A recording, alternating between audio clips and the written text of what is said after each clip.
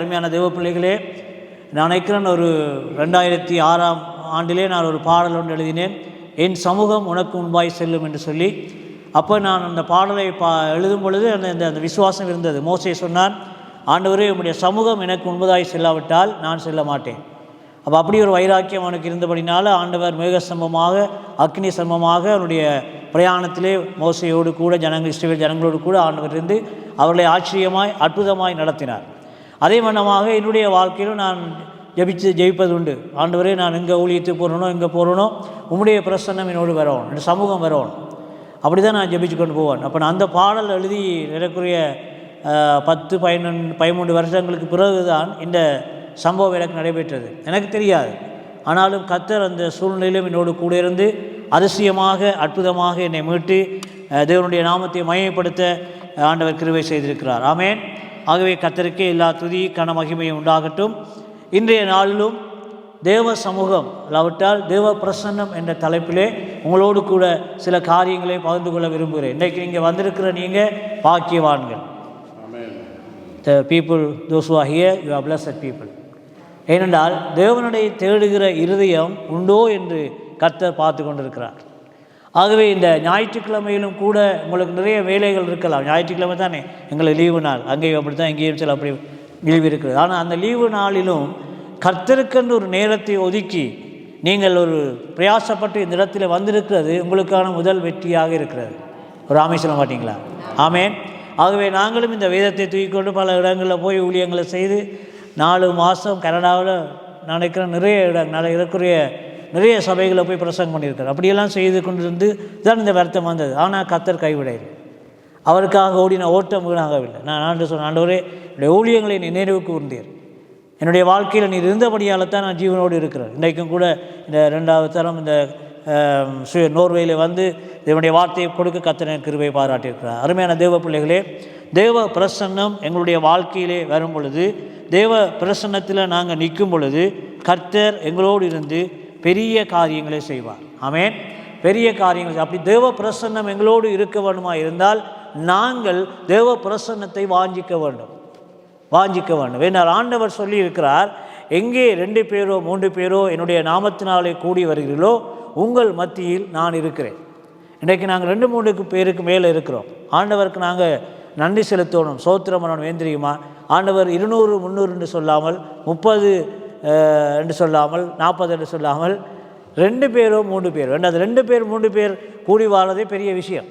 ஆண்டவருக்கு அது தெரியும். அதனால தான் சொன்னார், அப்படி 2 பேர் வந்துவிட்டாலே ஒரு அற்புதத்தை ஆண்டவர் செய்ய ஆயத்தமாக இருக்கிறார். ஆகவே இந்த நாளிலும் கூட இந்த பாடல் நான் எழுதின அந்த பாடல் நினைக்கிற 3 ஒலிமுகளை நான் வெளியிட்டிருக்கிறேன். அதை பாடி தேவனுடைய வார்த்தையை கடந்து செல்ல நான் விரும்புகிறேன். என் சமூகம் உனக்கு முன்னே செல்லும், என் கிருபை உன்னோடு நிலைத்திருக்கும். என் சமூகம் உனக்கு முன்னே செல்லும், என் கிருபை உன்னோடு நிலைத்திருக்கும். கலங்காதே திகையாதே, நானும் தேவன் மறவாதே. கலங்காதே திகையாதே, நானும் தேவன் மறவாதே. ஆ ஆ ஆ ஓ ஓ ஓ லலலா லலலா லாலலா.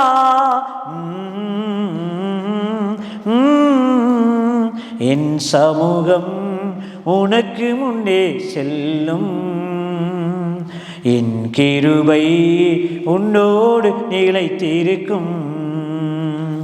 மோசேயோடு அன்று சென்ற தேவன் மோசம் அணுகாமல் காத்ததும் நான்.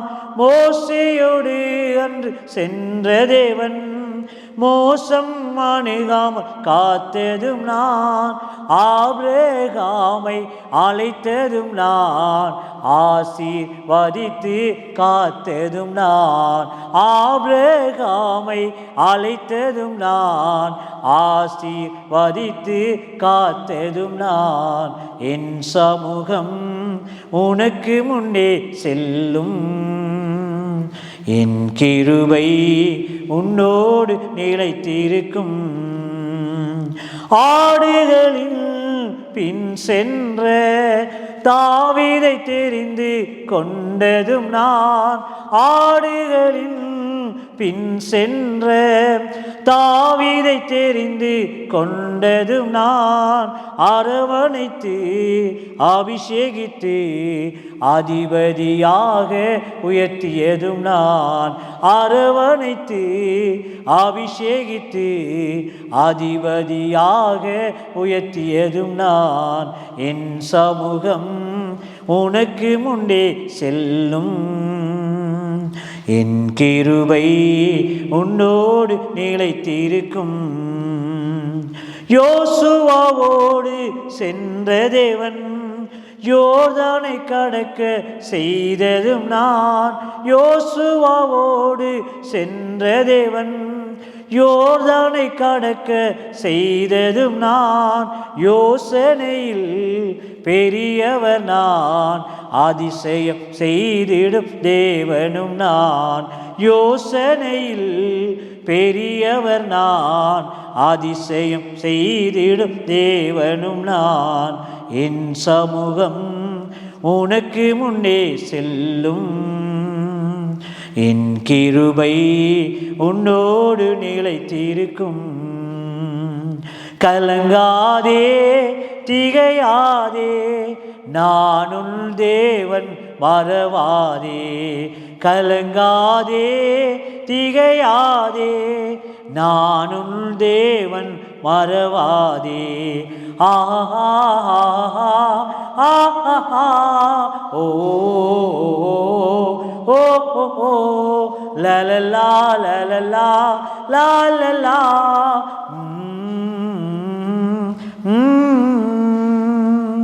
ஹல்லேலூயா. தேவ பிரசன்னம், தேவ சமூகம் எங்களுடைய வாழ்க்கையில் எப்பொழுதும் இருக்க வேண்டும், வர வேண்டும் என்று வாஞ்சிக்கிற தேவ பிள்ளைகளுடைய வாழ்க்கையிலே கர்த்தர் கூட இருப்பார். ஆமென். அப்போ தேவ சமூகம் என்ற தலைப்பிலே உங்களோடு நான் பேச வந்திருக்கிறேன். அருமையான தேவ பிள்ளைகளே, தேவ சமூகத்திலே நீங்கள் வரும் பொழுது தேவன் உங்களுக்காய் வைத்திருக்கிற நன்மைகள் இல்லாவிட்டால் ஆசீர்வாதங்கள் என்ன என்பதை குறித்து இந்த நாளில் நாங்கள் தியானிக்க போகிறோம். எடுத்து வாசிப்போம். 2 சாமுவேல் 6ஆம் அதிகாரம் 11ஆம் 12ஆம் வசனத்தை நாங்கள் வாசிக்க கேட்போமா? 2 சாமுவேல் 6ஆம் அதிகாரம் 11ஆம் 12ஆம் வசனங்களை நாங்கள் வாசிக்க கேட்போம். நான் வாசிக்கிறேன். கர்த்தருடைய பெட்டி கித்தியனாகிய ஓபேத் ஏதோமின் வீட்டிலே 3 மாதம் இருக்கையில் கர்த்தர் ஓபேத் ஏதோமையும் அவன் வீட்டார் அனைவரையும் ஆசீர்வதித்தார். தேவ பிரசன்னத்துக்குள்ளே வருகிற ஜனங்களை கர்த்தர் எப்பொழுதும் ஆசீர்வதிக்கிறவராக இருக்கிறார். அதனால தான் ஆண்டவர் சொல்கிறார், வருத்தப்பட்டு பாரம் சுமப்பவர்களே, நீங்கள் எல்லாரும் என்னிடத்திலே வாருங்கள், நான் உங்களுக்கு இளைப்பாறுதலை தருவேன். வருத்தமா, பாரமா, கவலையா, கஷ்டமா, கண்ணீரா, இழப்பா, எது இருந்தாலும் நீங்கள் வீட்டில் இருந்தால் ஒன்றுமே நடக்காது. நீங்கள் தேவ பிரசன்னத்தை நாடி வருவது எதை காட்டுகிறது தெரியுமா? ஆண்டவரில் நீங்கள் வைத்திருக்கிற விசுவாசத்தை காட்டுகிறது. நாங்கள் ஆராதிப்பது, ஜெபம் பண்ணுவது, பாடுவது, சாட்சி சொல்வது எல்லாம் என்னத்தை காட்டுறது தெரியுமா? உங்களுடைய விசுவாசத்தின் ஒரு வெளிப்பாடு, விசுவாசத்தின் கிரியை. அப்போ விசுவாசம் இருக்கு என்று சொல்லி வீட்டில் இருந்தவென்றால் ஒன்றுமே நடக்காது. விசுவாசம் இருந்தால் நாங்கள் கிரியை செய்ய வேண்டும். வேதம் சொல்லுகிறது, கிரியை இல்லாத விசுவாசம் செத்ததாக இருக்கிறது. அப்படி என்றால் கிரியை இல்லாத விசுவாசி யாரு? செத்த விசுவாசி. அவர்கள் ஆண்டவருக்குள்ளே வளர முடியாது, அவர்கள் மூலமாக சபையும் வளர முடியாது, சமூகத்திலும் எந்த தாக்கமும் வராது. ஸோ அருமையான தேவ பிள்ளைகளே, தேவ பிரசன்னத்தை வாஞ்சிக்கிற உங்களுடைய வாழ்க்கையில் கர்த்தர் அற்புதங்களை செய்வார். கர்த்தர் ஆசீர்வாதங்களை கொண்டு வருவார். அது சரீர பிரகாரமான ஆசீர்வாதமாக இருக்கலாம், ஆன்மீக ஆசீர்வாதமாக இருக்கலாம். ரெண்டையும் கர்த்தர் உங்களுக்கு கொடுக்க வல்லவராக இருக்கிறார். ஆரம்ப நாட்களில் நான் ஊழியக்காரனாக வருவதற்கு முன்பதாக சிறு பையனாக வாலிபனாக இருக்கும் பொழுது நாங்கள் ஆராதித்த சபை அங்கே மணல் போட்டிருந்தது. கிடுகு நாளை வேய்ந்திருந்தார்கள், கிடுகு நாளை தான் போட்டிருந்தார்கள். வாங்கல் பெஞ்சஸ் அடுக்கித்தான் ஆராதனை செய்வோம். நான் தான் அந்த தண்ணி தெளித்து தான் கூட்டுவேன். ட்ரெஸ் பறக்கும் தானே, இப்போ மணலில் விளக்குமாறில் தண்ணி தெளித்து அந்த ஆராதனைக்கான அந்த ஒழுங்குகளை நான் செய்வேன். அப்போ டஸ்ட் வந்து பெஞ்சஸ் எல்லாம் பறகிடும், அதெல்லாம் துடைச்சி நீட் பண்ணி ஆராதனைக்கான ஒழுங்குகளை செய்வேன். அதான் எனக்கு ஆலயத்தில் கொடுக்கப்பட்ட விசுவாசி. நான் விசுவாசினார், அதை கொடுக்கப்பட்ட எனக்கு பொறுப்பு, ஊழியம். பாஸ்டர் வந்தார். ஸோ அதை நான் எப்படி செய்வேன்னா, அதை நான் கடவுளுக்கு பயந்து செய்வேன். ஆண்டவருடைய ஊழியம் தானே. எனக்கு நல்ல விசுவாசம் இருந்தது ஆண்டவரில். அந்த காலத்தில் சிறு வயதிலேயே கடவுள் எங்களை தெரிந்து கொண்டார், எல்லாருக்கும் வராது. அப்போ நான் ஒரு நாள் ஞாயிற்றுக்கிழமை எல்லாம் நீட்டாக வச்சுருப்பேன். அதுக்கு பிறகு கொஞ்ச நாளையால் பாடல் வழித்துவதற்கு சந்தர்ப்பத்தை ஆண்டவர் கொடுத்தார். அதுக்கு பிறகு வீட்டு கூட்டங்களில் ஆண்டவர் நடத்துவதற்கு ஊழியங்களை செய்ய இப்படித்தான் படிப்படியாக கீழ் மட்டத்திலிருந்து இன்றைக்கு இருக்கிற நிலைமைக்கு கத்தர் கொண்டு வந்தார். காரணம் என்ன தெரியுமா? நாங்கள் விசுவாசத்தில் கிரியை செய்யும் பொழுது எங்களுடைய நிலைமைகளை கத்தர் மாற்றுவார். அவர் எங்களை மாற்றுகிற தேவன். ஏனென்றால் வேதம் சொல்கிறது 1 பேதுரு 5ஆம் அதிகாரத்திலே 6வது வசனத்திலே சொல்லப்படுகிறது, அவர் உங்களை ஏற்ற காலத்திலே தேவன் உங்களை உயர்த்தும்படிக்கு அவருடைய பலத்த கைக்குள் என்ன செய்யுங்கள், அடங்கியிருங்கள். அப்போ தேவ பிரசன்னத்தை வாஞ்சிக்கிறது, தேவ சமூகத்தில் வருவது கர்த்தரில் இருக்கிற விசுவாசத்தினுடைய வெளிப்படையான ஒரு கிரியை. அப்போ ஞாயிற்றுக்கிழமை ஆராதனை தேவன் எங்களுக்கு கொடுத்திருக்கிற ஒரு பெரிய பிளஸ்ஸிங். ஏனென்றால் ஞாயிற்றுக்கிழமை தோறும் கர்த்தரை தேட ஜனங்கள் வரும் பொழுது கர்த்தர் வருகிறார். ஏதோ அப்படி தான் சொல்லுது, 2 பேர் 3 பேர் நாமத்தினாலே எங்கே கூடுகிறீர்களோ உங்கள் மத்தியிலே நான் இருக்கிறேன். ஆகவே இந்த சம்பவத்தை நீங்கள் வாசிக்கும் பொழுது அதை தன்னுடைய கர்த்தருடைய பெட்டி என்று சொல்லப்படுகிறது. 9ஆம் வசனத்தில் வாசிக்கிறோம், தாவீது அன்றைய தினம் கர்த்தருக்கு பயந்து கர்த்தருடைய பெட்டி என்னிடத்தில் வருவது எப்படி என்று சொல்லி அதை தன்னிடத்தில் தாவீது நகரத்தில் கொண்டு வர மனதில்லாமல் கித்தியனாகிய ஓபேத் ஏதோமின் வீட்டிலே கொண்டு போய் வைத்தார். அந்த வண்டி போய்கொண்டிருக்கும் பொழுது அந்த வண்டி மாடு தடம் சில்லுகள் அசைந்து போகும் பொழுது அந்த உடன்படிக்கை பெட்டி வந்து கீழே விழ பார்த்த பொழுது ஒரு மனிதன் போய் அதை தாங்கின பொழுது அந்த மனிதன் அதிலே செத்து போனார். ஏன்னா உடன்படிக்கை பெட்டி என்பது தேவனுடைய பிரசன்னத்துக்கு அடையாளமாக இருந்தது. அதை எல்லாரும் தொட முடியாது. அதை தொட்டால் அது தேவனுடைய கோபத்து ஆக்கினைக்கு உட்படுவார்கள். அதான் நடந்தது. அது குறிப்பிட்ட ஒரு ஆக்கள் தான், ஆசாரியர்கள் தேவியர் அப்படிப்பட்டவர்கள் தான் அதை கையாளலாம். ஸோ அதுக்கு இருந்த நியமம் அதுதான், ஆண்டவருடைய கட்டளை தான். அப்படி நான் இடத்தில் அவர் அடித்து போட்டார். அதனால் தாவீது பார்த்தால் இது நகரத்துக்கு வந்தால் ஏதாவது சம்பவம் நடக்கும் என்று சொல்லி பயந்து போய் அங்கிருந்த ஓபேத் ஏதோமுடைய வீட்டில் வைத்தார். ஆனால் வசனம் என்ன சொல்கிறது? இந்த உடன்படிக்கை பற்றி தேவனுடைய சமூகத்துக்கு, தேவ பிரசன்னத்துக்கு அடையாளமாக, பிரசன்ஸ் ஆஃப் காட், தேவனுடைய பிரசன்னத்துக்கு அடையாளமாக இருந்தது. அதனால் அந்த பெட்டி கித்தியனாகிய ஓபேத் ஏதோமின் வீட்டிலே 3 மாதம் இருக்கையில் கர்த்தர் ஓபேத் ஏதோமை அவன் வீட்டார் அனைவரையும் என்ன செய்தாராம்? ஆசீர்வதித்தார். பாருங்கள், தேவ பிரசன்னம் உங்களோட வாழ்க்கையில் இருக்கும் பொழுது, நீங்கள் தேவ பிரசன்னத்தை வாஞ்சித்து வரும் பொழுது கர்த்தர் உங்களை ஆசீர்வதிக்க வல்லமையுள்ளவராக இருக்கிறார். என்ன, நீங்கள் விசுவாசத்தில் செயல்படுறீங்க, அந்த விசுவாசத்தின் கிரியை உங்கள் வாழ்க்கையில் காணப்படுகிறபடியினால் கர்த்தர் அதை கணம் பண்ணுகிறார். லாசரு மரித்து 4 நாட்களாகி போய்விட்டது. ஆண்டவர் வருகிறார். சுகமாக இல்லாமல் இருக்கும் பொழுதே அறிவித்தார்கள், ஆனால் ஆண்டவர் வரையில்லை, லேட்டாக தான் வந்தார். மரித்து 4 நாளுக்கு பிறகு வருகிறார். வந்த பொழுது அவர் கல்லறை பக்கத்தில் வந்து அவர் சொன்னார், கல்லை புரட்டி விடுங்கள். இப்போ கல்லை எல்லாராலும் புரட்ட முடியும், லாசருவை உயிரோடு எழுப்பத்தான் எங்களால் முடியாது. ஸோ ஆண்டவர் விரும்பினால் ஜனங்கள் என்ன செய்ய முடியும் அதை அவங்க செய்யட்டும். ஆனால் அப்பொழுது லாசருடைய சகோதரியாகி மார்த்தாள் ஓடி வந்து சொன்னால், ஆண்டவரே 4 நாட்களாய் போய்விட்டதே, நாருமே அவள் சொன்னதில் எந்த தவறும் கிடையாது. 4 நாள் ஒரு பொடி இருக்குமெண்டா அது நாரத்தான் செய்யும், எது பிழையும் இல்லை. ஆனால் அந்த மார்த்தாள் அப்படி சொன்ன பொழுது ஆண்டவர் அவளை பார்த்து என்ன சொல்ல தெரியுமா? நீ விசுவாசித்தால் தேவனுடைய மகிமையை காண்பாய் என்று நான் உனக்கு சொல்லவில்லையா என்றால், நான் நினைக்கிறேன் இந்த மார்த்தாள் வந்து கொஞ்சம் விசுவாசத்தில் குறைச்சல் உள்ள ஒரு விசுவாசி போல் இருக்குது. அப்படி இங்கே விரும்பி இங்கே சொல்லவில்லை. விசுவாசத்தில் குறைச்சல். விசுவாசத்தில் பூரணமாக இருக்கிறவர்கள் கர்த்தருக்காக வைராக்கியமாக இருப்பார்கள். தேவ பிரசன்னத்தை எப்பொழுதும் வாஞ்சிப்பார்கள். ஜெபமா, பைபிள் ஸ்டடியா, ஞாயிற்றுக்கிழமை ஆராதனையா ஓடி வருவார்கள். எந்த வேலையும் இருக்கட்டும் எல்லாம் வச்சுருவாங்க.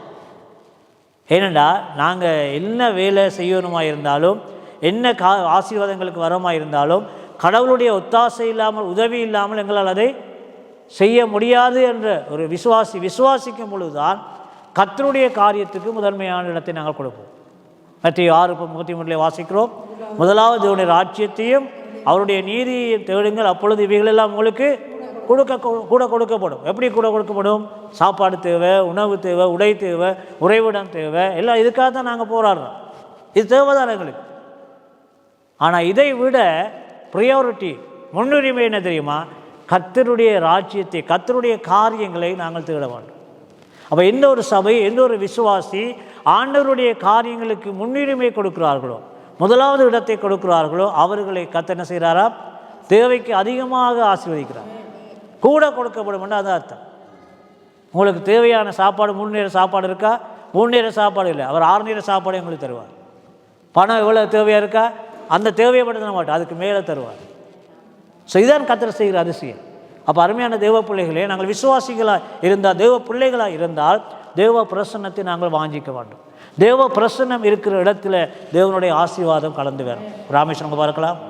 ஆகவே நாங்கள் பார்க்குறோம், இந்த ஓபேத் ஏதோமுடைய வீட்டில் கர்த்தருடைய பட்டி, தேவ பிரசன்னத்துக்கு அடையாளமாக இருக்கிற பட்டி இருந்த பொழுது ஆசீர்வதிக்கப்பட்டார்கள். இப்போ நீங்கள் கீழே வாசிக்கும் பொழுது பார்க்கலாம், கர்த்தர் அவன் வீட்டார் அனைவரையும் ஆசீர்வதித்தார்.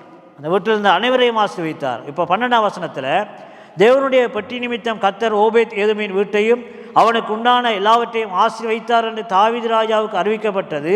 அப்பொழுது தாவீது தேவனுடைய பட்டியை ஓபேத் ஏதோமின் வீட்டிலிருந்து தாவீது நகரத்துக்கு மகிழ்ச்சியுடன் கொண்டு வந்தான். இப்போ தாவீதுக்கு பொறாமை வந்துட்டுது, தாவீதுக்கு ஜெலஸ் வந்துட்டுது. என்னது? பெட்டியை அவங்க கொண்டே விட்டேன், ஏதாவது எங்கட நகரத்துக்கு நடக்குமெண்டு ஒன்றும் நடக்கையில். என்ன நடந்திருக்கு? தாவீது எதிர்பார்க்காத காரியம் நடந்திருக்கு. ஆசீர்வாதம் வந்துட்டு, அந்த வீடு ஆசிரிக்கப்படும். இப்போ தாவீதுக்கு ஒன்று என்னது? அந்த வீடு ஆசிரிக்கப்படுமா இருந்தால், நகரம் ஆசிரிக்கப்பட்டால் எல்லாருக்கும் ஆசீர்வாதம் தானே, நல்ல காரியம்தான். அதனால் அவளுக்கு ஒரு காரியம் வந்துட்டு, அங்கே இருக்கக்கூடாது, பட்டி எப்படியாவது கொண்டு வராங்க. ஸோ பாருங்கள், தேவ பிரசன்னம் எங்கே இருக்கோ அங்கே தேவன் அசைவாடுகிறார்.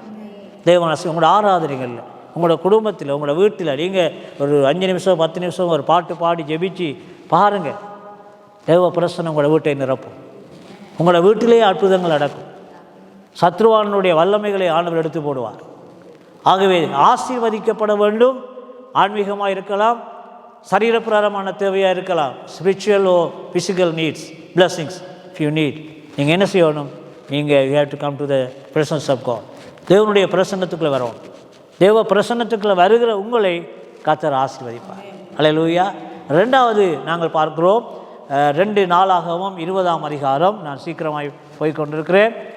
2 நாளாகமம் 20ஆம் அதிகாரம் 1ஆம் வசனத்திலிருந்து 5ஆம் வசனம் வரை நாங்கள் வாசிக்க இருப்போமா? அங்கே ஒரு சம்பவத்தை நாங்கள் பார்க்கிறோம். இதற்கு பின்பு மோவா புத்திரரும் அம்மோன் புத்திரரும் அவர்களோடு அம்மோனியருக்கு அப்புறத்திலுள்ள மனுஷரும் கூட யோசபாத்துக்கு விரோதமாய் யுத்தம் பண்ண வந்தார்கள். சிலர் வந்து யோசபாத்தை நோக்கி, உமக்கு விரோதமாய் ஏராளமான ஜனங்கள் கடலுக்கு அக்கறையில் இருக்கிற சீரியாவிலிருந்து வருகிறார்கள். இதோ அவர்கள் எங்கேரியாகிய ஆசாசோன் தார்மாரில் இருக்கிறார்கள் என்று அறிவித்தார்கள். அப்பொழுது யோசபாத் பயந்து கர்த்தரை தேடுகிறதற்கு ஒருமுகப்பட்டு யூதாவெங்கும் உபவாசத்தை கூறுவித்தார். அப்படியே யூதா ஜனங்கள் கர்த்தரிடத்திலே சாயம் தேடக் கூடினார்கள். யூதாவில் உள்ள எல்லா பட்டணங்களிலும் இருந்து அவர்கள் கர்த்தரை தேட வந்தார்கள். அப்பொழுது யோசபாத் கர்த்தருடைய ஆலயத்திலே புது பிரகாரத்துக்கு முகப்பிலே யூதா ஜனங்களும் எருசலேமிலும் கூடின சபையிலே நின்று வாசிக்கிறோம். இப்போ பெரிய ஒரு நாட்டுக்கு பிரச்சனை. யோசபாத்துடைய நாட்கள், அரசுடைய நாட்களிலே 3 விதமான ஜனங்கள் பெரிய திரளாக படையாக வந்து விட்டார்கள், பதுங்கி இருக்கிறார்கள், எந்த நேரமும் அட்டாக் பண்ணலாம். இப்போ யோசபாத் பார்க்குறான், எந்த போருக்கும் ஆயத்தமாக இருக்குது, யுத்தத்துக்கும் ஆயத்தமாக இருக்கில்லை. சமாதானமான ஒரு காலகட்டம், ரகசியமாக திட்டமிட்டு வந்திருக்கிறார்கள், செய்தி வந்து விட்டது. ஆனால் இப்போ யோசபாத் என்ன செய்யறான்? வேத சொல்லி பயப்படுறான். என்ன ஒரு மனுஷனாக இருக்கும் பொழுது தன்னுடைய திராணிக்கு மேலே காரியங்கள் கடந்து போகும்பொழுது பயம் இருந்தார். அது வியாதியாக இருக்கலாம், ஃபினான்ஷியல் ப்ராப்ளமாக இருக்கலாம், ஏதாவது மற்றவர்களாக வர்ற பிரச்சனையாக இருக்கலாம், பயம் இருந்தான். ஏன்னா அது மனுஷ சுபாவம். ஆனால் அந்த பயத்தின் மத்தியிலும் யோசபாத்துக்கு நல்ல ஒரு விசுவாசம் இருந்தது. என்ன விசுவாசம் இருந்தது? இந்த சூழ்நிலையில் ஆண்டவரை தேடினா மட்டும்தான் நாங்கள் தப்புவோம். இல்லைங்க அவங்களுக்கு? ஆண்டவரை தேடினா மட்டும்தான் நாங்கள் தப்புவோம். அப்போ என்ன செய்யணும்? ஆண்டவருடைய பிரசன்னத்தை நாடணும். அப்போ உடனே சொல்கிறோம் யூதா ஜனங்களுக்கு, உபவாசம் இருந்து என்ன செய்வோம்? நாங்கள் ஜெபம் பண்ணுவோம். இந்த யுத்தத்தை நாங்கள் செய்ய முடியாது, ஆனால் எங்களுக்காக யார் செய்யணும்? கர்த்தர் செய்யணும். உங்களோட வாழ்க்கையில் இப்படி பிரச்சனைகள் முகம் கொடுக்குறீங்களா? என்னால் ஒன்றுமே செய்ய முடியாமல் இருக்குது, நான் செத்து போயிடணும், அழிந்து போயிடுவணும், என்னுடைய குடும்பம் எப்படி போயிடும் ரெண்டெல்லாம் திகைச்சு கொண்டு தவித்து கொண்டு இருக்கிறீங்களா? அந்த சூழ்நிலையில் உங்களுக்குள்ளே இருக்கிற விசுவாசம் கிரியை செய்யும். ஏன்னா நீங்கள் ஆராதிக்கிற தேவன் தப்புவிக்க வல்லவராக இருக்கிறார். சாத்ராக், மேஷக், ஆபேத்நேகோ சொன்னார்கள். தானியேல் 3:17 சொல்கிறார்கள், நாங்கள் இடைவிடாமல் ஆராதிக்கிற எங்கள் தேவன் எங்களை தப்புவிக்க வல்லவராக இருக்கிறார். அவர் தப்புவித்தாலும் தப்புவிக்காவிட்டாலும் ராஜா வடித்த சிலையை நாங்கள் செய்ய மாட்டோம், வழிபட மாட்டோம். பாருங்கள், எரிகிற அக்கினி சூளை 7 மடங்கு வளமையை விட அதிகமாக சூடாக்கப்பட்டது. 3 வாலிபர்களை கட்டி எரிகிற அக்கினி சூளைக்குள்ளே போட்டார்கள். அவர்களுடைய விசுவாசத்திலே அவர்கள் ஜெபித்து கொண்டிருந்தார்கள். இந்த காரியம் நடந்தது. ஒரு அற்புதம் நடந்தது. ராஜா பார்க்குறான், 3 வாலிபர்களை போட்டார்கள். அந்த வாலிபர்களை கொண்டு போய் போட்டவர்கள் கூட அந்த அக்கினியின வெப்பத்தினால் பொசுங்கி செத்து போனார்கள். அக்கினிக்குள்ளே போடப்பட்ட 3 வாலிபர்கள் நடமாடுறார்கள். ராஜா விட்டு பார்க்குறான், என்னடா செத்து போவான்னு பார்த்தா அவன் நடமாடி திரிகிறானே, கட்டித்தானே போட்டோம், எப்படி கட்டெல்லாம் அறந்தது. பிறகு பார்த்தா 3 வாலிபரோடு இன்னொரு 4வது நபர் உள்ளாகுகிறார். அக்கினிமயமான தெய்வம் ஆண்டவர் அந்த வாலிபர்களுக்காக அக்கினிக்குள்ளே போனார். அல்லேலூயா. பார்த்தீங்களா? தேவ பிரசன்னத்துக்குள்ளே நீங்கள் இருக்கும் பொழுது தான் நடக்கும். அதனால தான் யோசபாத் என்ன செய்தார்? உபவாசம் கூறினார். கூறி என்ன செய்தான் தெரியுமா? ராஜாவாக இருந்தாலும் 5ஆம் வசனம், அப்பொழுது யோசபாத் கர்த்தருடைய ஆலயத்திலே புது பிரகாரத்து முகப்பிலே யூதா ஜனங்களுக்கு எருசலேமுக்கு முடிந்த சபையிலே நின்று, இப்போ எங்கே வந்துட்டான்? ஆலயத்துக்கு வந்துட்டான். தேவ பிரசன்னத்தை நாடி வந்துட்டான். பிரச்சனையா, போராட்டமா, பற்றாக்குறையா, வியாதியா, வீட்டில் இருக்காங்க, தேவ சமூகத்துக்கு வாங்க, தேவ பிரசன்னத்துக்கு வாங்க. இப்போ ஒரு புதுசாக ஒரு காரியம் நடந்து கொண்டிருக்கிறேன்னு சொன்னால், நிறைய நான் வெளிநாட்டில் போய் ஊழியர்கள் செய்கிறபடியாக கனடான்னு கூட நான் பார்த்துருக்குறேன். இப்போ சபைகளில் ஆட்கள் கூடி வர்றது கொஞ்சம் குறைவாக இருக்குது. என்னென்னு சொன்னால், இப்போ இந்த ஜூம் பாஸ்டர்லாம் ஜூம் வந்துட்டு, இப்போ பைபிள் ஸ்டடியோ நிறைய ஸ்கூல்ஸ் எல்லாமே இல்லை ஜூம்லாம் கொண்டு வரேன். இப்போ நான் நினைக்கிறேன் ஒரு காலத்தில் இந்த பள்ளிக்கூடங்கள், இந்த காலேஜெல்லாம் இல்லாமல் போயிடும் போல. இல்லை, பெரிய பெரிய கட்டிடங்களை கட்டி வச்சுருக்காங்க தானே, ஸ்டூடெண்ட்ஸ் அங்கே வர தேவையில்லை, ஜூம்லேயே படிச்சுட்டு போயிடுவாங்க. இப்போ சர்டிஃபிகேட்லாம் கொடுக்குறாங்க. அப்படியே ஒரு நிலைமை வரப்போகுது, பயங்கரம். நாங்கள் ஒரு தடவை பார்க்காம, சந்திக்காமல், பழகாமல் ஜூமில் ஆராதிச்சுட்டு போகிறது ஈஸி தான். என்ன, நாங்கள் உடுப்பு மாற்ற தேவையில்லை, முகம் கழுவ தேவையில்லை, வீடியோ ஆஃப் பண்ணி வச்சுட்டு நாங்கள் அப்படியே இருந்து கேட்டுட்டு காரியம் செஞ்சுட்டு போயிடலாம். ஸோ இன்றைக்கு லேசி ஆகிட்டாங்க, சோம்பலாக போயிட்டாங்க ஜனங்கள். ஆராதனைக்கு வலிக்கிட்டு வாரது, நேரம் ஒதுக்குறது எல்லாம் இல்லை. ஆனால் வேதம் என்ன சொல்லுது? எங்கே 2 பேரோ 3 பேரோ நாமத்தினாலே கூடி வருகிறீர்களோ வரணும் ஐயா. ஜூமெல்லாம் அது ஒரு காலத்தில் எங்களுக்கு தேவையாக இருந்தது, கொரோனா டைமில் ஓகே. ஆனால் மற்ற காரியங்களை நடந்து செய்கிறோம். இன்றைக்கு கல்யாண வீட்டுக்கு போகிறோம், மற்ற காரியங்களுக்கெல்லாம் போகிறோம். ஆனால் ஆராதனைக்கு வர்றதுக்கு மட்டும் என்ன செய்கிறோம்? ஜூமில் போடுங்க. நாங்கள் எல்லாம் நிப்பாட்டிட்டோம். ஸோ அங்கே யாழ்ப்பாணத்தில் நோ ஜூம். வர்றியா, கடவுளை ஆராதிக்க வாரியா, சேர்ச்சுக்கு வா, சேர்ச்சுக்கு வந்து ஆராது. ஜூம் விளையாட்டெல்லாம் இல்லை. அது தேவை வரைக்கும் பார்ப்போம். அது வரக்கூடாது அப்படி ஒரு சம்பவம் இனிமேல். அது வரைக்கும் பார்ப்போம். இப்போ தேவனுக்குள்ளே நாங்கள் வைராக்கியமாக இருக்கோம். ராமேஸ்வரங்க பார்க்கலாம், கர்த்தருக்காக நாங்கள் எழுந்து நின்றால் கர்த்தர் எங்களுக்காக அடிப்பார். பாருங்கள், சாத்ராக், மேஷக், ஆபேத்நேகோ என்ன சொன்னாங்க? சிலையை நாங்கள் ஆண்டுடைய வார்த்தைக்கு விரோதமாக நாங்கள் செய்ய மாட்டோம், விக்கிரகத்தை வழிவிட மாட்டோம், நாங்கள் செத்தா சாகுறோம். என்ன விசுவாசம் பாருங்க. போனாங்க. ஆனால் கர்த்தர் என்ன செய்தார்? எரிக்கிற அக்கினிக்குள்ளே போனார். அதிசயம் என்ன தெரியுமா? தலைமயிர் கூட பொசுங்கையில், ஆனால் அவங்கள கட்டியிருந்த கட்டுகள் எல்லாம் இருந்துச்சு. அற்புதம் நடந்திருக்கா இல்லையா? அக்கினிக்குள்ளேயும் அற்புதம் நடந்திருக்கு. அவங்கள கட்டி போட்டாங்க, கை கட்டு கால் கட்டு எல்லாம் எரிஞ்சிட்டுது. ஆனால் அவங்க உயிரோடு இருக்கிறாங்க, மறுபடியும் வெளியில் வந்தாங்க. தேவ நாமம் மகிமைப்பட்டது.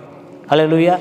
யோசபாத்து நாட்கள் அது நடந்தது. பாருங்கள், அந்த வசனம் சொல்லுகிறது, நாளைக்கு நீங்கள் அவர்களுக்கு விரோதமாய் போங்கள், இதோ அவர்கள் சிசேனை மேட்டு வழியாய் வருகிறார்கள், நீங்கள் அவர்களை எருசலேமில் வளர்ந்தரத்துகிறார் பள்ளத்தாக்களை கண்டு சந்திப்பீர்கள். இந்த யுத்தத்தை பண்ணுகிறவர் நீங்கள் அல்ல, யூதா மனுஷரே, எருசலேம் ஜனங்களே, நீங்கள் தரித்து நின்று கர்த்தர் உங்களுக்கு செய்யும் ரட்சிப்பை பாருங்கள், பயப்படாமலும் கலங்காமலும் இருங்கள், நாளைக்கு அவர்களுக்கு எதிராக புறப்படுங்கள், கர்த்தர் உங்களுடைய இருக்கிறார் என்றார்.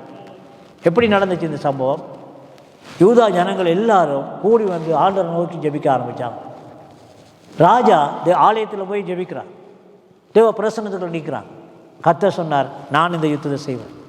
நீங்கள் என்ன நம்பி வந்துட்டீங்க தானே, என்னுடைய பிரசன்னத்தில் இருக்கீங்க தானே, அப்போ நான் யுத்தம் செய்ய போகிறேன், நீங்கள் செய்ய மாட்டீங்க. உடனே ஐடியா ஆண்டவர் கொடுத்தார். என்ன ஐடியா கொடுத்தார்? பாடகர் குழாமை இந்த இந்த போர் வீரருக்கு முன்பாக அனுப்பும். நான் சொல்கிறேன்னா அந்த பாடகர் குழாமுக்கு எவ்வளோ பெரிய தைரியம்னு பாருங்கள், எவ்வளோ பெரிய விசுவாசம்னு பாருங்கள். ராஜா போக சொல்லிட்டாங்க, சில வேளை பயந்து நடுங்கினாங்களோ என்ன தெரியாது, அப்படி போடையில இல்லை, வேதம் சொல்லுது அவங்க போனாங்க.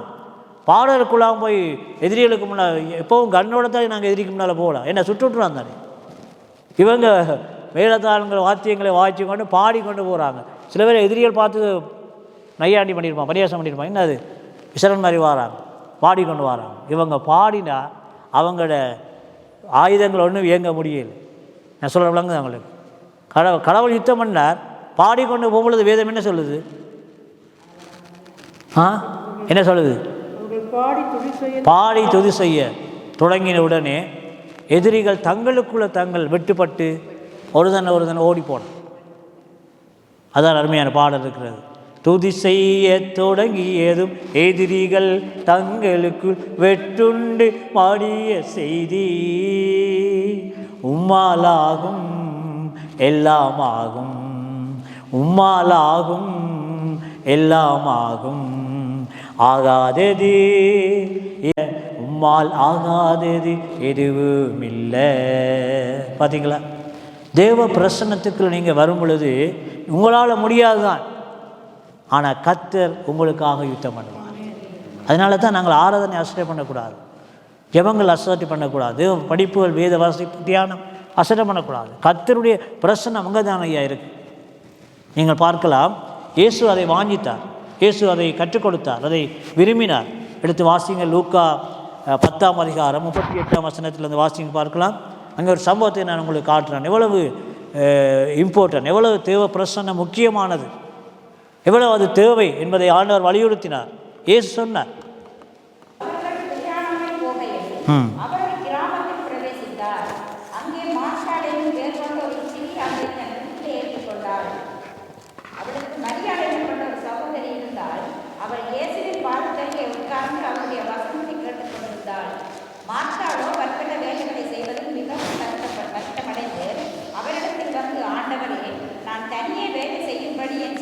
என்னை விட்டு வந்திருக்கிறதை குறித்து உமக்கு கவலை இல்லையா? எனக்கு உதவி செய்யும்படி அவளுக்கு சொல்லும் என்றாள். இந்த சம்பவத்தில் பார்த்தீங்கன்னா 2 விதமான விசுவாசிகளை நாங்கள் பார்க்கலாம். மார்த்தாள் யார்? மார்த்தாள் இயேசு வீட்டுக்கு வரும் பொழுது அவள் தான் வெல்கம் பண்ணினாள். போய் ஆண்டவரே வாரும் என்று சொல்லி சந்தோஷமாக ஆண்டவரை உள்ளுக்கு வீட்டுக்குள்ள கொண்டு யார்? மார்த்தாள்.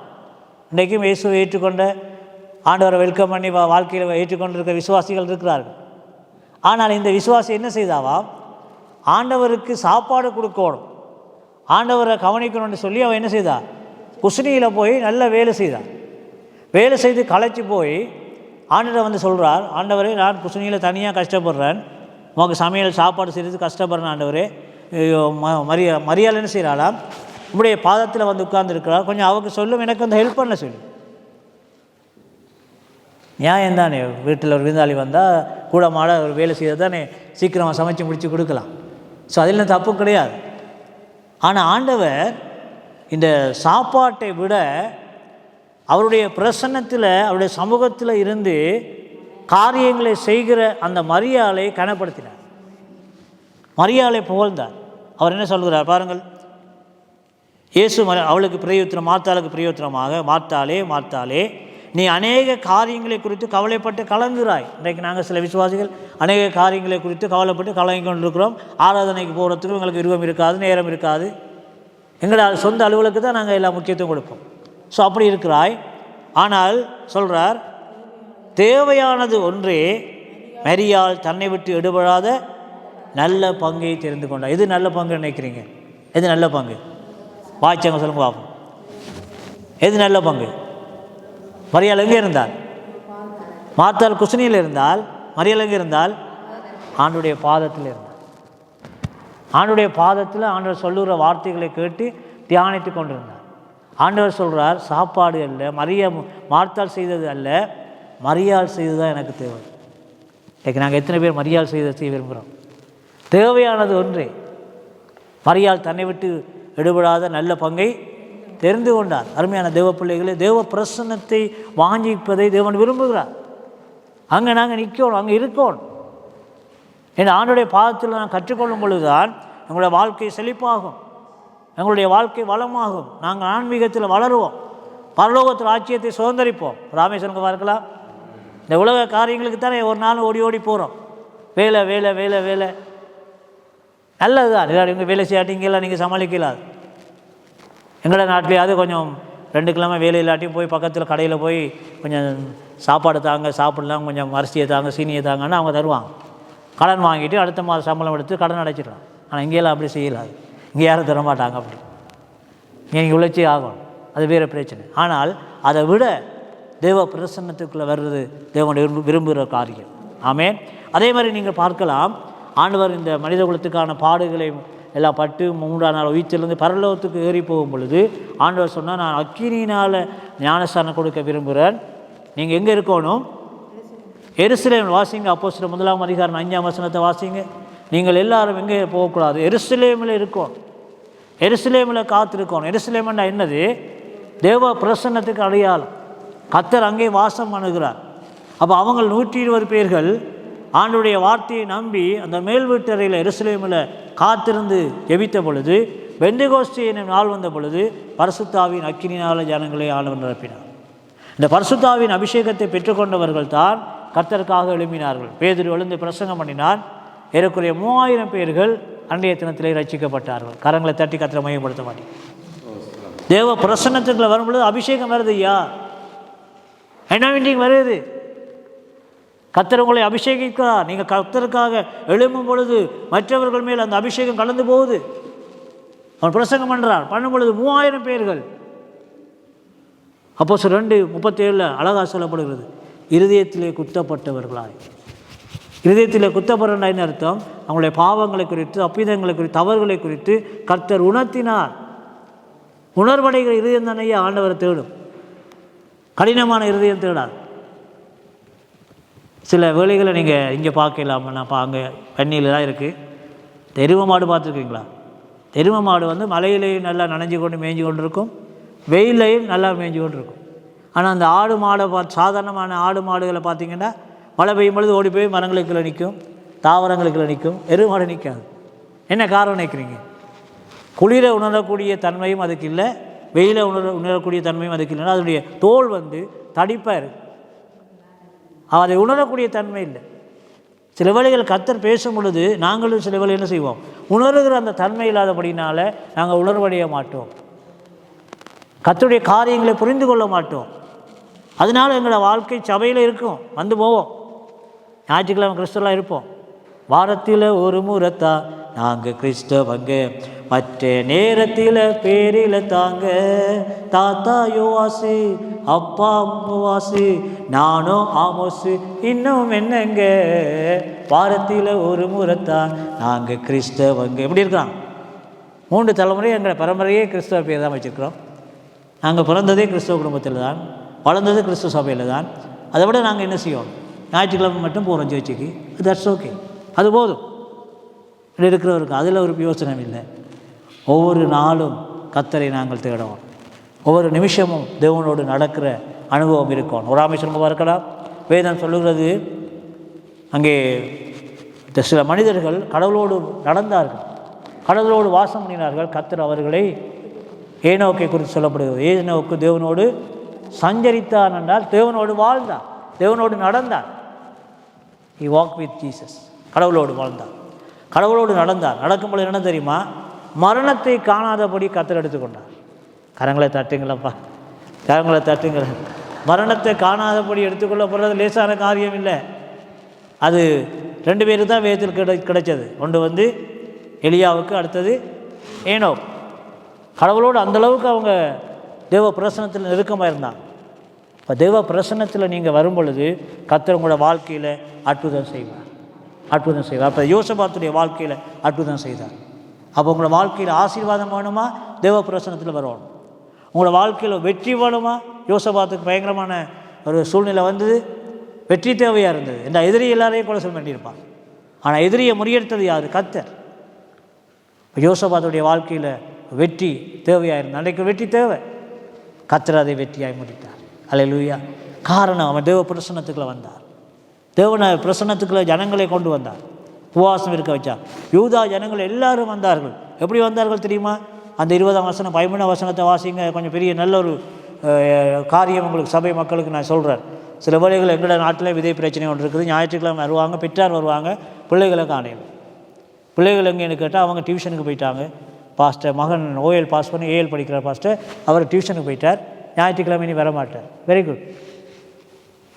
ஞாயிற்றுக்கிழமை இங்கே வரமாட்டார், அங்கேயும் போக மாட்டார். எங்கே? பரலவும் போக மாட்டார். சாத்தாங்க கொண்டு போயிடுவான். படிக்கிறவனெல்லாம் ரசிக்கப்படாதவன் தானே படிப்பான். எல்லாம் ரசிக்கப்படாத நான் படிப்பான் டியூஷனில். அவன் நடத்தலில் வழி நடத்தலில் அவன் போயிடுவான். கடவுளையே மறந்துடுவான். வளர்ந்துட்டாங்க நிறைய பேர் மறந்துட்டாங்க. பெற்றார் தங்களோட பிள்ளைகள் இழந்துட்டாங்க.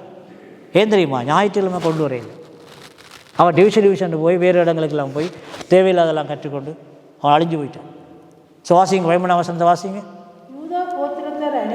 கவனிங்க. யூதா கோத்திரத்தார் அனைவரும் அவர்கள் குழந்தை நல்ல விஷயம். அவர்கள் குழந்தைகளும் அவர்கள் பெண் ஜாதிகளும் அவர்கள் குமாரர்களும் கூட பார்த்தீங்களா?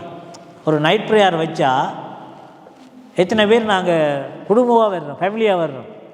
எல்லாம் அழகாக சொல்லப்பட்டிருக்கு பாஸ்டர். குழந்தைகள், குமாரர், பெண்ஜாதிகள், ஃபேமிலி அப்படியே வர்றாங்க, குடும்பமாக வர்றாங்க.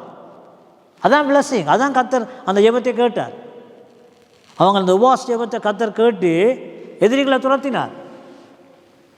இவங்களை யோசபாத்து அந்த யூதா ஜனங்களை அழிக்க வந்த அந்த எதிரிகளை, 3 விதமான ஜாதிகளை கர்த்தர் அவங்களுக்குள்ள ஒருத்தர் விட்டுப்பட்டு அவன் ஓடிட்டான்.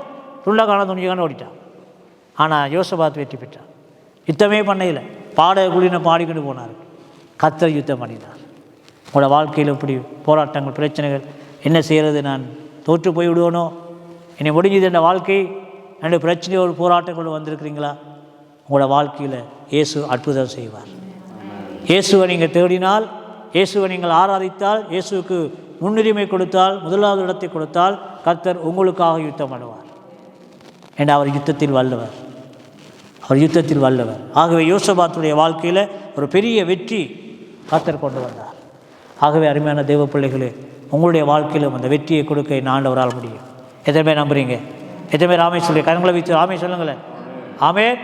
முதலாவது நான் சொன்னேன், தெய்வ பிரசன்னத்தில் சமூகத்தில் என்ன இருக்குது? உங்களுக்கு ஆசீர்வாதம் இருக்குது. உங்களையும் குடும்பத்தையும் கர்த்தர் ஆசீர்வதிப்பார், சபையும் ஆசீர்வதிப்பார், உங்களோட தேசத்தையும் ஆசீர்வதிப்பார். நீங்கள் ஆசீர்வாதமாக இருக்க பொழுது. ரெண்டாவது நான் என்ன சொன்னேன்?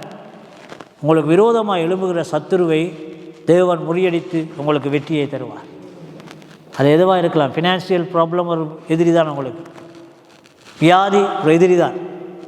என்ன பிரச்சனை, என்ன போராட்டங்கள் முகம் கொடுக்குறீங்க, அது உங்களால் மேற்கொள்ள முடியாத ஒரு பிரச்சனையாக இருக்கும், போராட்டமாக இருக்கும். ஆனால் கர்த்தருடைய பிரசன்னத்துக்குள்ளே இருந்தீங்கன்னா கர்த்தர் உங்களுக்காக யுத்தம் பண்ணுவார்.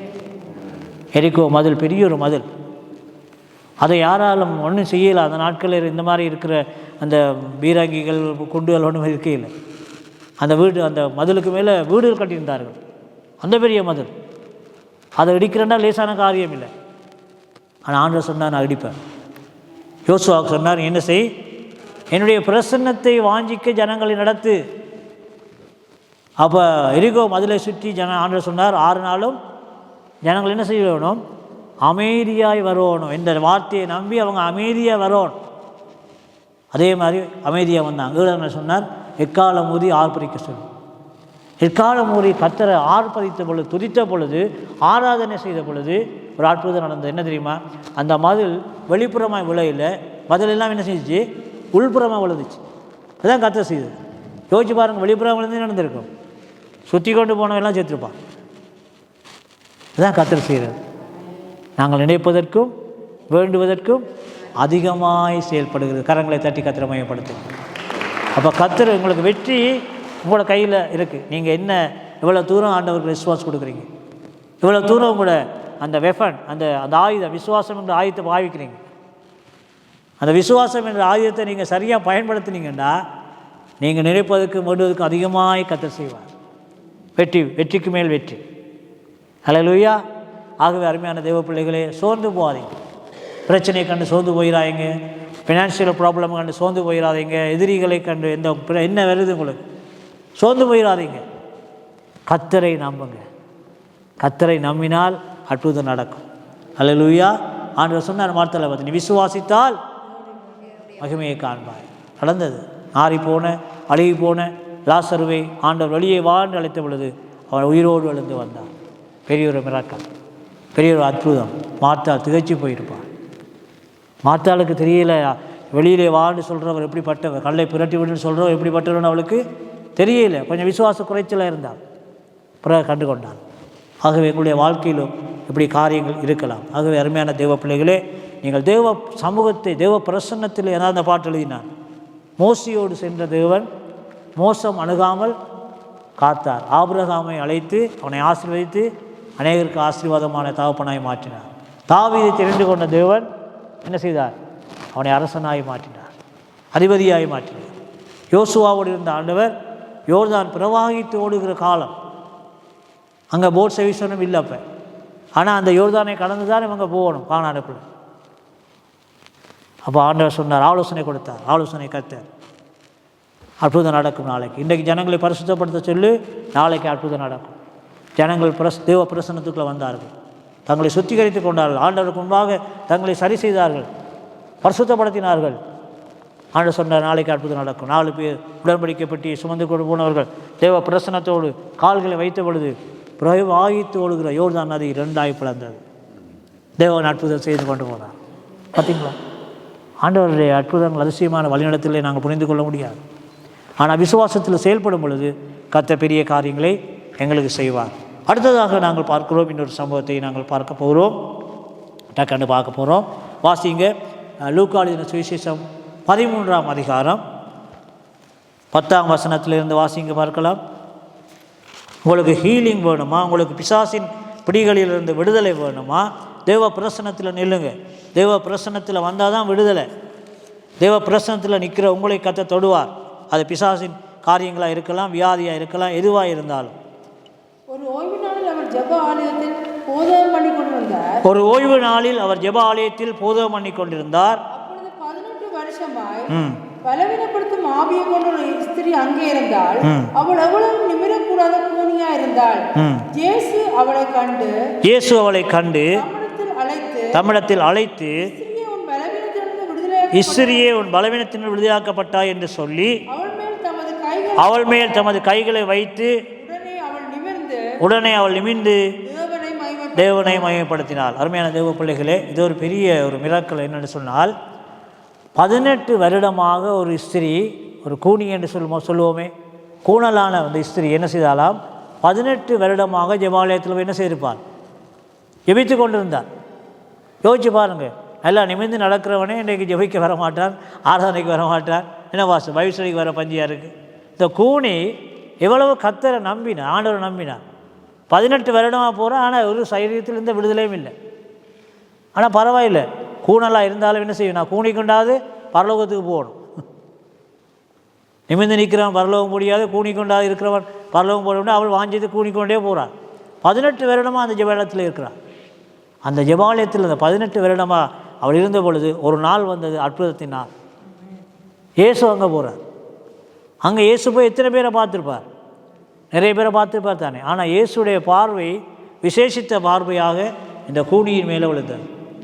அந்த இஸ்ரியை பார்த்த உடனே ஆண்டவர் கண்டுபிடிச்சு விட்டார். இந்த கூணலுக்கான காரணம் என்ன தெரியுமா? பலவீனப்படுத்துகிற ஒரு ஆவி. இது பலவீனப்படுத்துகிற சில ஆவிகள் சில வியாதியில் கொண்டு வரும். டாக்டர்கிட்ட போனீங்கன்னு சொன்னால் டாக்டர் பல செக்அப் செய்வார், ஆனால் ஒன்றுமே இல்லைன்னு சொல்லிடுவார். எங்களோட சேர்ச்சில் நிறைய பேர் வாதப்பட்டு விளையாடுகிறாங்க. பிசாசு சில வியாதிகளை கொண்டு அவர்களை துன்பப்படுத்தி அழித்துவிடும். யோவான் 10:10 நாங்கள் வாசிக்கிறோம், திருடன் கொல்லவும் திருடவும் அழிக்கவும் வேண்டி வேணொன்றுக்கும் வரான், நானும் அவைகளுக்கு ஜீவன் உண்டாயிருக்கும், அவைகள் பரிபூரணப்பட என்று சொன்னார். அப்போ திருடன் என்று சொல்லப்பட்ட பிசாசு. பிசாசருடைய வாழ்க்கையில் வரும்பொழுது சமாதானத்தை திருடுவான், சுகத்தை திருடுவான், செல்வத்தை திருடுவான், இருக்கிற ஆசீர்வாதங்களை எடுத்துக்கொள்வான். யோபுக்கு நடந்த மாதிரி எல்லாம் போய் கடைசியாக சரீரத்தில் சுகமும் போய் சாம்பல் உட்காந்து ரெட்டு உடுத்தி கொண்டு என்ன செய்தார்? சுரண்டி கொண்டு வந்தார் ஓட்டால். ஸோ பாருங்கள், பிசாசு கிரியை அதான் அந்த பிசாசு. ஸோ அப்படி இருந்தது. அப்போ இந்த இஸ்திரியை விளையினப்படுத்துகிற ஆவி கட்டி வைத்திருந்தது. எத்தனை வருஷம்? 18 வருஷம். ஆனால் அவள் விசுவாசத்தை விடையில்லை. விசுவாசத்தை விட்டிடாதே, அற்புதத்தை எதிர்ப்பார். விசுவாசத்தை விட்டுடாதே, அற்புதத்தை எதிர்ப்பார். விசுவாசத்தை விடமாட்டேன், அற்புதத்தை பெறுவேன்.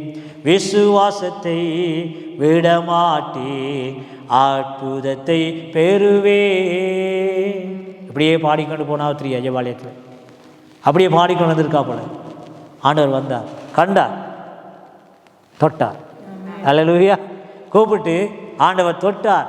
பாருங்கள், ஆண்டவருடைய தொடுகை அது அவ்வளோ பேர் இருந்தாங்க. ஆனால் இந்த இஸ்ரீ மேலே பட்டது. தொடுகை பட்ட உடனே அவள் நிமிர்ந்தாள். யோசிச்சு பாருங்கள், கூனி கொண்டு வந்த ஒரு இஸ்திரி அந்த சபையில் வந்து ஜெபிச்ச பிறகு எழும்பி நிற்கிறாள் என்றால் எவ்வளோ பெரிய எவ்வளோ பெரிய ஆசீர்வாதம், எவ்வளோ பெரிய அற்புதம். அப்போ இயேசுடைய பார்வை இன்றைக்கும் உங்கள் மேல் இருக்கிறது. நீங்கள் என்ன நிலைமையில் இருக்கிறீங்கன்னு ஆண்டவருக்கு தெரியும். நீங்கள் ஜெபிக்கும் பொழுது நல்லா எப்படி ஜெபிக்கிறீங்க, பாடுபொழுது எப்படி பாடுறீங்க, இந்த சபைக்கு வரும்பொழுது எப்படி மனநிலையில் வர்றீங்க, உடல்நிலை எப்படி இருக்குது, எல்லாத்தையும் பார்க்குறேன். உங்களை வியாதியில் நீங்கள் வரலாம், சரீரத்தில் பிசாசின் கட்டுகளோடு வரலாம்.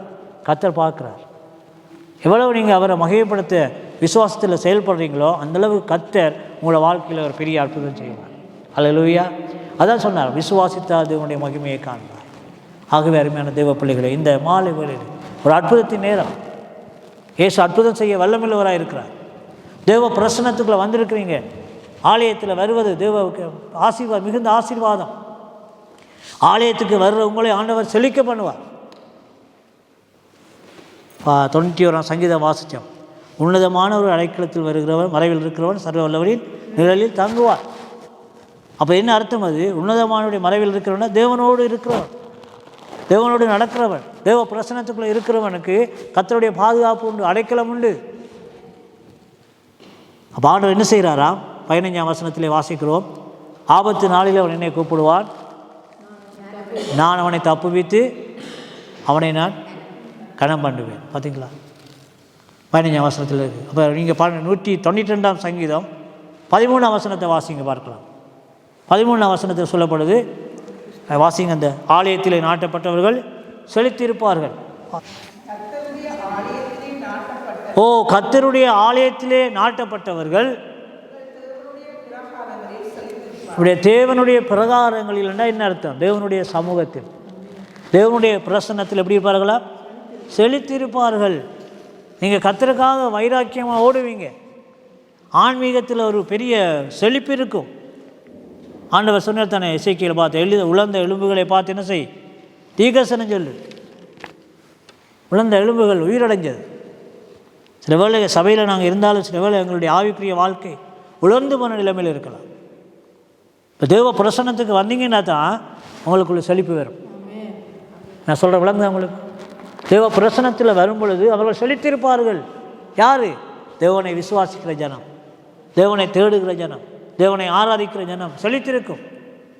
ஆகவே இந்த மாலை வேளையிலே கர்த்தர் உங்களை காண்கிற தேவனாக இருக்கிறார். எல்ரோய், அவர் உங்களை காண்கிற தேவன். உங்களுடைய நிலைமைகளை காண்கிறார், உங்களுடைய பிரச்சனைகளை காண்கிறார், உங்களுடைய சரீரங்களில் இருக்கிற வியாதிகளை காண்கிறார், உங்களுக்கு இருக்கிற தடைகளை காண்கிறார். இருக்கிறது மதில் தடுக்கப்பட்டது, தடை உடைக்கப்பட்டது. ஜனங்களுடைய முன்னேற்றத்தை தடை செய்த அந்த எரிக்கோ மதிலை கர்த்தர் தகர்த்து போட்டார் ஜனங்களுக்காக. பெரிய மிராக்கள் அன்றைக்கு. ஆகவே இன்றைக்கும் அதே ஆண்டவர் எங்கள் மத்தியில் இருக்கிறார். வேதம் சொல்லுது, இயேசு கிறிஸ்து நேற்றும் இன்றும் என்றும் மாறாதவராயிருக்கிறார். ஆகவே அருமையான தேவ பிள்ளைகளே, கர்த்தரை நோக்கி பார்த்தவர்கள் பிரகாசம் அடைகிறார்கள். சங்கீதம் 34:5 வாசிக்கிறோம், அவர்கள் அவரை நோக்கி பார்த்து பிரகாசம் அடைந்தார்கள், அவருடைய முகங்கள் வெட்கப்படவில்லை. இந்த மாலை வேளையிலே இந்த இடத்துல வந்திருக்க அருமையான சகோதரனே, சகோதரியே, நீங்கள் யாராக இருந்தாலும் இன்று உங்களுக்கு ஒரு சுகம் வேணுமா, ஒரு அற்புதம் வேணுமா, நீங்கள் எதிர்பார்க்கிற காரியங்கள் இன்னும் நிறைவேறவில்லை என்ற ஒரு அங்கலாய்ப்போடு, ஏக்கத்தோடு, பெருமைச்சோடு வந்திருக்கிறீங்களா? தேவன் இன்றைக்கு ஒரு அற்புதத்தை உங்களுக்கு செய்ய முடியும். இந்த மாலை வேளையிலே நாங்கள் எல்லாம் எழுந்து வண்ணமாய் ஒரு விஷயம் நாங்கள் கர்த்தரை நோக்கி நாங்கள் பார்க்க போகிறோம். நான் சொன்னேன், தேவ சமூகத்தில் வந்தால் தான் எங்களுக்கு ஆசீர்வாதம். உடன்படிக்கை பற்றி ஓபேத் ஏபேதுடைய வீட்டிலே இருக்கும் பொழுது இந்த வீட்டார் அனைவரையும் கர்த்தர் ஆசீர்வதித்தார். அதை கண்ட தாவீது நகரத்தை கொண்டு வந்தான், நகரம் ஆசீர்வதிக்கப்பட்டது. அடுத்ததாக நாங்கள் பார்த்தோம், யோசபாத்துடைய நாட்களில் பெரிய ஒரு எதிரி கூட்டம் வந்தது. தோற்று போய்விடுவோமோ, தேசம் அழிந்து விடுமோ என்று பயந்தார். ஆனால் விசுவாசத்திலே செயல்பட்டார். கர்த்தர் அவனுடைய விசுவாசத்தை கனப்படுத்தி கர்த்தர் யுத்தம் பண்ணி பெரிய ஒரு வெற்றியை கொண்டு வந்தார். இங்கே கூனி 18 வருடமாய் அந்த ஸ்திரீ அந்த கூணலோடு தேவனை வந்து கர்த்தரை ஆராதித்த பொழுது கர்த்தர் அற்புதம் செய்தார். ஒரு முறை என்னுடைய ஆராதனையில் நான் என்னுடைய வாழ்க்கையில் நடந்த ஊழியத்தில் அந்த சம்பவத்தை நான் சொல்கிறேன். ஒரு தம்பி ரோட்டில் பிச்சை எடுத்துக்கொண்டு வந்தார். உங்களுடைய சிறுவரில் மானிப்பேல் இருக்கிறது. அப்போ நாங்கள் பொறுப்பாக இருந்தேன். அந்த கேட்டில் வந்து நின்று அவன் பாடுறான். சினிமா பாட்டு, இயக்க பாட்டு, எல்லா பாட்டும் பாடுறான். அப்படி கீழே இருக்கிறான். இந்த கால் ரெண்டும் மடிஞ்சு இப்படி கையால் தவண்டு தான் பிச்சை எடுப்பார். பாடிக்கொண்டிருக்கிறான். அப்போ பிள்ளைகள் கூட்டமாக இருந்தால் இன்னும் அடக்கனை பார்த்தேன். ஒரு 18 வயது மடிக்கிறதுக்கு ஒரு வாலிபன் கீழே இருந்து பாடுறான். நான் நைஸாக அவனை கூப்பிட்டேன். உள்ளே கூப்பிட்டு விசாரித்தேன். சொன்னான், பாஸ்டர், நான் வந்து ஒரு இடத்துல அந்த கோயிலுக்கு பிரதிஷ்டை பண்ணுவார்னு சொல்வார்கள். கோயிலை சுற்றி வர்றது தெரியும், நான் உருண்டு புரள்றது. அப்படி வந்து போகும் பொழுது தனக்கு இந்த இப்படி காரியம் அந்த இளம்பிள்ளை வாதம்னு சொல்வார்கள், போலியோ அட்டை வந்து விட்டது பாஸ்டர். நான் கண்ணும் எனக்கு ஒரு பார்வையில், ஒரு கண் பார்வையில் இருக்கிறேன். நான் எனக்கு வேறு வழி இல்லை. நாங்கள் அகதி முகாமில் இருக்கிறோம். சத்தியக்காடு என்ன சுழிபுரத்தில் சத்தியக்காடு முகாமில் இருக்கிறோம். சாப்பாட்டுக்கு வழியில் நான் அப்படி பாடி தான் பிச்சை எடுத்துக்கொண்டு வாரேன்னு சொன்னான். எனக்கு பார்க்க பெரிய பரிதாபமாக போயிட்டு. அப்போ ஆண்டவர் உடனே எனக்கு ஞாபகத்தில் கொண்டு வந்தார். இந்த அலங்கார வாசலில் ஒரு முழவன் பிச்சை கேட்டு கொண்டு தானே, அவனை ஆண்டவர் எழுப்பினார் தானே. அப்பயே ஆண்டவர் இந்த வாலிபன் எழுப்பக்கூடாது. பாருங்கள், அந்த கடவுள் ஆவியான எப்படி எனக்கு பேசுகிறாரு. அப்போ எனக்குள்ள விசுவாசம் வந்துச்சு. நான் கூப்பிட்டு அவனை சொன்னேன், தம்பி, நீ பிச்சை எடுக்கக்கூடாது. இங்கே ஒரு நாளும் சனிக்கிழமை மாலை 6 மணிக்கு 4 மணிக்கு எங்களுடைய இந்த சிறுவலத்தில் நாங்கள் ஆராதனை செய்கிறோம். அதை நான் தான் நடத்துகிறேன். நீ என்ன செய்யணும், நீ ஒவ்வொரு நாளும் ஜெபத்துக்கும் ஆராதனைக்கு வரணும். உனக்கு பஸ் காசுக்கான செலவை நான் தாரேன். இப்போ நான் உனக்கு கொஞ்சம் அரிசி, மாசீனி, ஒரு கிழமைக்கான சாப்பாடு தாரேன் சொல்லி எல்லாம் கொடுத்து ஒரு தம்பி எடுத்து மோட்டர் சைக்கிள் ஏற்றி அவனை கொண்டு அங்கே விட்ட முகாமில் விட்டு வர சொன்னேன். நம்ப மாட்டீங்க, நான் சொன்னதுலேருந்து அந்த தம்பி விசுவாசத்தோடு ஒவ்வொரு சனிக்கிழமையும் ஞாயிற்றுக்கிழமையும் ஆராதனைக்கு வருவான். வந்து கொண்டு பைபிளில் படித்து எல்லாம் காரியங்களை வாங்கின பிறகு ஒரு நாள் வந்து சொன்னான், பாஸ்டர், நான் ஞானஸ்தானம் எடுக்க போகிறேன். வெரி குட், ஞானஸ்தானம் கொடுத்தோம். அப்போ ஞானஸ்தானம் எடுக்க சொன்னேன், எனக்கு யோபு என்று பேர் வைங்க பாஸ்டர். அந்த ஏன்னா நீ யோபு பேரை விரும்புகிறேன். நான் யோபு மாதிரி கஷ்டப்பட்டேன் பாஸ்டர், பிச்சைக்காரன் இருந்து பாருங்கள், நீங்கள் தானே எனக்கு உதவி செய்கிறீங்க, அப்போ நான் வைங்க. நான் வச்சேன். ஒரு நாள் இரவு ஜெபம் நடந்து அப்படிலாம் யுத்த காலம் ஜெபம் நடந்தவர்களுக்கு பின்னால் ஒரு பெஞ்சில் இருப்பார். இப்படி கையை ஓடி பாஞ்சி இருப்பார். ஒரு நான் தான் வர்ஷிப் பண்ணி கொண்டு இருக்கிறேன். வர்ஷிப் தேவ பிரசனத்தில் இருக்கிறது வேறு விளைவை பாருங்கள். இது பைபிள்லேருந்து சொல்லையில் நடந்த சாட்சி. ஜெபம் பண்ணி கொண்டிருக்கிறேன், வர்ஷிப் பண்ணி கொண்டிருக்கிறேன். திடீரென்று சபையிலேருந்து சத்தம் வருது, யோபு நடக்கிறான். நீங்கள் யாரும் பார்த்துருக்க நீங்கள் சப்பாடி நடக்கிறேன். நான் பார்த்தேன். யோபு நடந்து அந்த தம்பி சப்பாடியாக இருந்தவன் எழும்பி நடந்து வாரான். அப்படி ஃபஸ்ட் டைம் நடக்கிறான். சனமெல்லாம் கற்று யோபு நடக்கிறான். வந்தார். அந்த உடனே நான் சொன்னேன், தம்பி என்னடா அவனுக்கு நடந்தது, என்ன திடீர்னு ஆண்டவனை எழுப்பிட்டார். எனக்கு சரியான சந்தோஷம். கட்டிப்பிடிச்சி சொன்னேன், என்ன நடந்தது. நான் சொன்னேன், பாஸ்டர், நான் ஆண்டவரை முழு மனதோடு துதிச்சு கொண்டு இருந்தேன் பாஸ்டர். துதிச்சு கொண்டிருக்கும் பொழுது என்னை அறியாமலேயே நான் பெஞ்சில் அப்படி தூக்கி வீசப்பட்டேன். கீழே விழுந்துட்டேன் பாஸ்டர். விழுந்த உடனே ஒரு சத்தம் வருது, பாஸ்டர் எலும்பு. நான் ஒரு நாள் எலும்பி பார்த்து ட்ரை பண்ணதே இல்லை பாஸ்டர். என்ன எனக்கு எலும்பிலான்னு எனக்கு தெரியும். ஆனால் என்ன தெரியும், நான் எழும்பிட்டேன் பாஸ்டர். கை தர மாட்டிங்களா? என்ன பாஸ்டர் கதையை சொல்லி கொடுங்க. கதையில் நான் மனசு சாட்சியாக இருப்பேன். அவங்க தெரியும். நம்ப மாட்டீங்க, தேவ பிரசனத்தில் வரும் பொழுது அன்றைக்கு இல்லை இன்றைக்கும் அற்புதம் நடக்கும். அதான் நான் சொல்கிறேன், தேவ பிரசனத்தை விடாதீங்க, ஆராதனையை கட் பண்ணாதீங்க, ஜெபம் கட் பண்ணாதீங்க, வேத வாசிப்பு கட் பண்ணாதீங்க, ஜெபிங்க, கத்தரோடு நடவுங்க. கடைசி காலம் ஈரோப்பிள்ளையெல்லாம் அவங்களுக்கு தெரியும், நிறைய காரியங்கள் நடக்குது. என்ன பைபிளுக்கு புறமாக நடந்துட்டுருக்கு. ஹோமோசெக்ஸ் எல்லாம் பெரிய பிரச்சனை இங்கே. அதே மாதிரி மேரேஜ் 2 ஆணும் கல்யாணம் கட்டலாம், பொம்பளையும் கல்யாணம் கட்டலாம். வேதத்தில் இல்லை. சோபதும் குமராவை ஆண்டவர் அழித்தது காரணம் அந்த பாவம் தான். ஸோ இதால் கடவுளுடைய காரியங்கள் பின்னுக்கு சாபங்களாக மாறலாம், உங்களுக்கு தெரியாது. ஸோ விழிப்பாக இருக்க தேவ பிள்ளைகள் ரட்சிக்கப்பட்டவர்கள் இதுக்காக ஜெபியுங்க. இந்த பாவங்கள் தேசங்களை விட்டு போவோம், கர்த்தர் அதிசயம் செய்வோம். ஆமென். ஆகவே அருமையான தேவ பிள்ளைகளே, நான் கதை சொல்லல உங்களுக்கு நடந்ததை சொல்லி இருக்கிறேன். வேதத்திலும் இருக்குது அப்படி. அதனால் இயேசு இன்றைக்கும் ஜீவிக்கிறார். அதனால் இந்த மாலை வேளையில் எழுந்து நிற்போமா? எழுந்த வண்ணமாக ஒரு விசை இந்த கரங்களை வானத்துக்கு நேராக உயர்த்தி நாங்கள் சொல்லுவோம், ஆண்டவரே, இந்த மாலை நாங்கள் கேட்ட தேவ வார்த்தையின்படி